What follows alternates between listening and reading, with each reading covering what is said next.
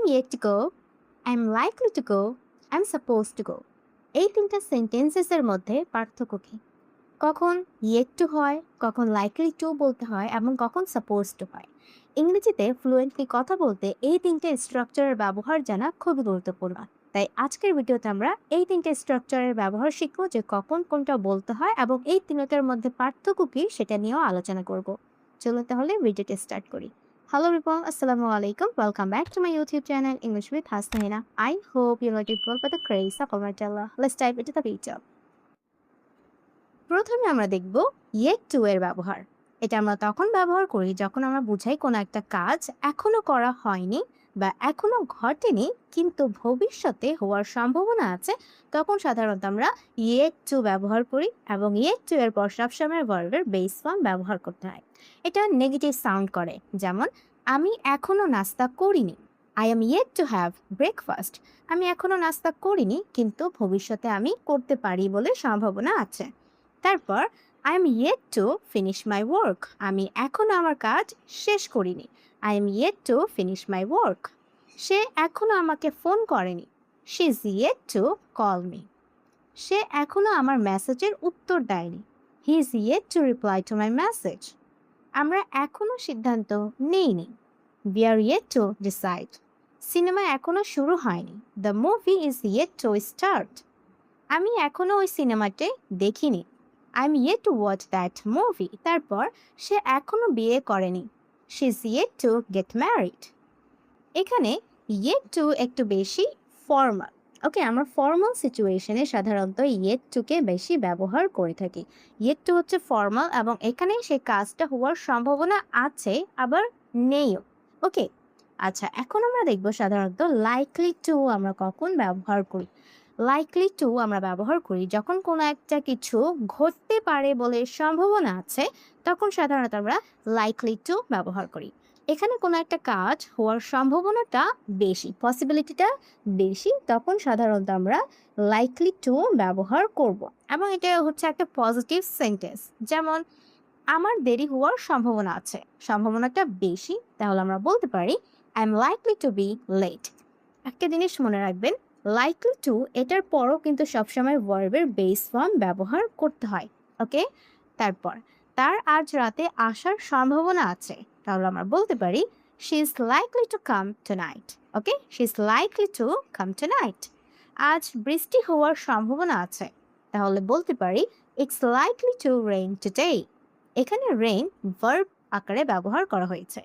তারপর তার চাকরিটা পাওয়ার সম্ভাবনা আছে, he is likely to get the job. তাদের মিটিং বাতিল করার সম্ভাবনা আছে, they are likely to cancel the meeting. তারপর দাম বাড়ার সম্ভাবনা আছে, the price is likely to increase.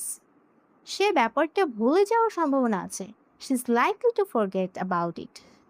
এখন যদি বলতে চাই আমার বাহিরে যাওয়ার সম্ভাবনা আছে, এই সেন্টেন্সের ইংলিশ কি হবে আপনারা আমাকে কমেন্ট করে অবশ্যই জানাবেন।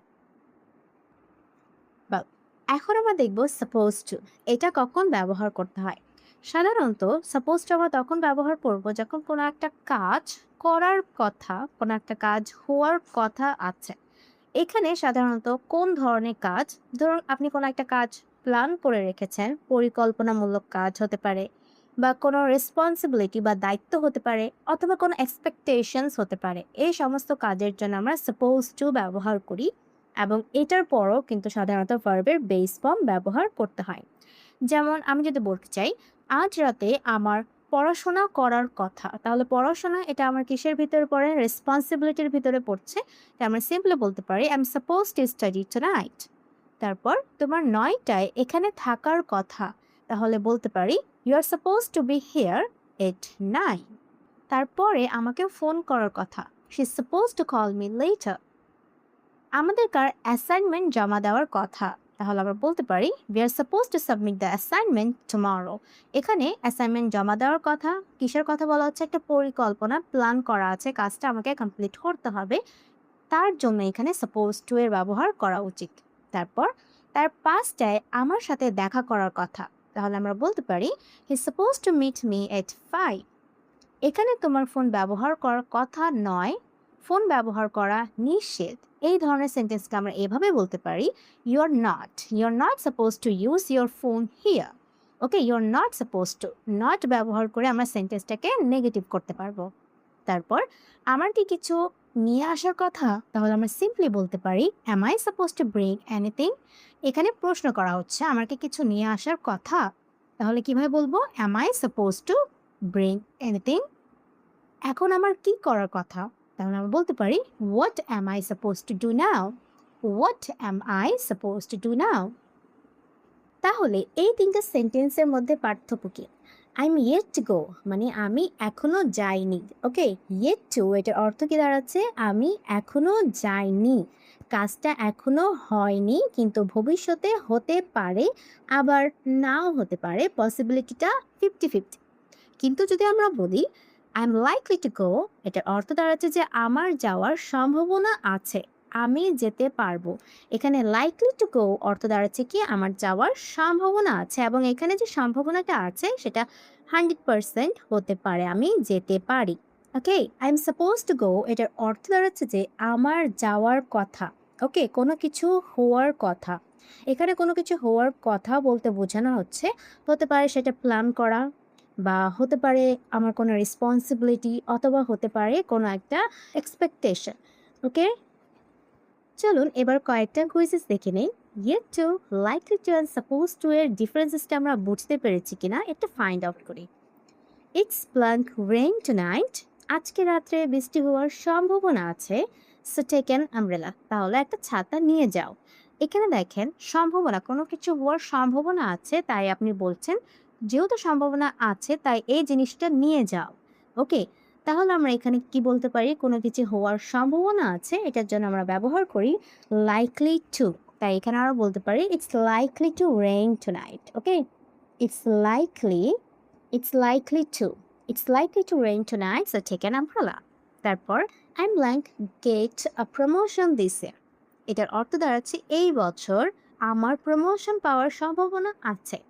তাহলে আমরা বলতে পারি likely to, আমার প্রমোশন পাওয়ার সম্ভাবনা আছে, তাহলে এখানে কি হবে? likely to. I'm likely to get a promotion this year. তারপরটা দেখি আমরা পারছি কিনা। We are blank meet at 7 p.m. Don't be late. এটার অর্থ কি দাঁড়াচ্ছে? দেখেন অলরেডি এক টাইম দেওয়া আছে এবং এটা একটা প্ল্যান যে আমাদের 7টায় দেখা করার কথা। তাহলে অলরেডি কোনো কিছু পরিকল্পিত আছে, তাহলে এখানে এটার জন্য আমরা ব্যবহার করা উচিত suppose two. Okay, we are supposed to. We are supposed to meet. We are supposed to meet at 7 p.m. Don't be late. ওকে, তারপরটা দেখি। I'm blank finish my homework. যদি এভাবে বলি যে আমি এখনও আমার হোমওয়ার্ক শেষ করিনি বাট ফিউচারে করতে পারি বলে সম্ভাবনা আছে, তাহলে আমরা বলতে পারি আই এম ইয়েট টু। ওকে, কী হবে? I am yet to finish my homework, আমি এখনও আমার হোমওয়ার্ক শেষ করিনি। ওকে, আশা করছি yet two, likely to and suppose two এর ডিফারেন্সেসটা আমি বোঝাতে পেরেছি। আজকের ভিডিওটা কেমন লেগেছে এটা আমাকে অবশ্যই কমেন্ট করে জানাবেন। সবাই ভালো থাকবেন। আসসালামু আলাইকুম।